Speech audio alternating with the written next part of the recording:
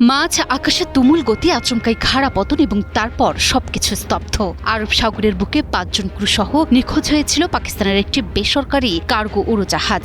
সংযুক্ত আরব আমিরাতের শারজাহ থেকে করাচি ফেরার পথে রাডার থেকে সম্পূর্ণ বিচ্ছিন্ন হয়ে যায় K2 এয়ারওয়েজের একটি বোয়িং 737-400 বিমান।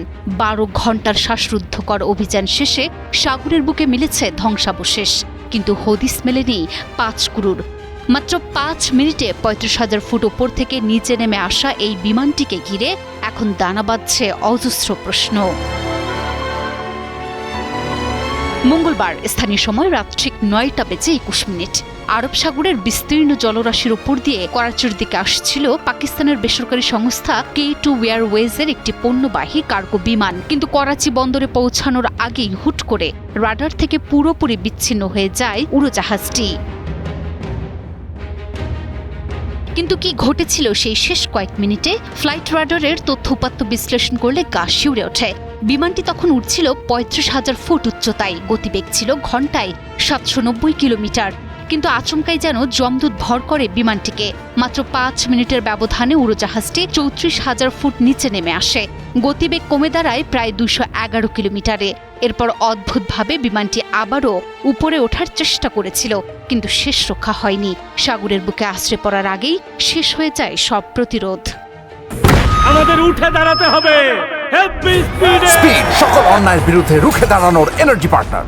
ঘটনার পরপরই নড়ে চড়ে বসেছে প্রশাসন। করাচির জিন্নাহ আন্তর্জাতিক বিমানবন্দর এলাকায় অবস্থিত বিমানটির মালিকপক্ষের সদর দপ্তর ইতিমধ্যেই সিলগালা করে দেয়া হয়েছে, যেন কোনো তথ্য প্রমাণ বা রেকর্ড গায়েব করা না যায়। নিখোঁজ ক্রুদের সন্ধানে আরব সাগরে চিরুনি অভিযান শুরু করেছে পাকিস্তানি সেনাবাহিনী। সাগরে নামে নৌবাহিনীর ২টি আধুনিক যুদ্ধ জাহাজ PNS জুলফিকার এবং PNS হুনিয়ান। আকাশ থেকে নজরদারি চালাচ্ছে বিমান বাহিনীর বিশেষ এয়ারক্রাফট। অবশেষে দীর্ঘ ১২ ঘণ্টার শ্বাসরুদ্ধকর অনুসন্ধান ও উদ্ধার অভিযানের পরে মেলে সেই দুর্ভাগা বিমানের খোঁজ। পাকিস্তানের বিমানবন্দর কর্তৃপক্ষ সামাজিক যোগাযোগ মাধ্যম এক্সে নিশ্চিত করেছে, বেলুচিস্তান প্রদেশের গোয়াদার জেলার ওরমারা শহর থেকে প্রায় ৫৩ নটিক্যাল মাইল দক্ষিণে সাগরের বুকে শনাক্ত করা হয়েছে বিমানের ধ্বংসাবশেষ। প্রকাশ করা হয়েছে একটি ছোট নৌকা থেকে বিমানের কাঠামোর টুকরোগুলো একটি বড় জাহাজে তোলার ছবি, যেখানে স্পষ্ট দেখা যাচ্ছে জাহাজের ডেকে সাজিয়ে রাখা হয়েছে K2 এয়ার লেখা লাল ও সাদা রঙের ধ্বংসাবশেষ।